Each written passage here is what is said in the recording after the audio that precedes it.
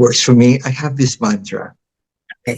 Isang statement lang ako at first. When I feel na mahirap na yung lang mo yan, and then you exert efforts na talaga, then medyo napapagod ka na.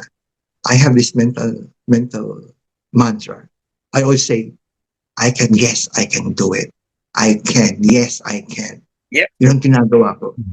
I do it first on my mental faculty. Na, this is simple. I can do it.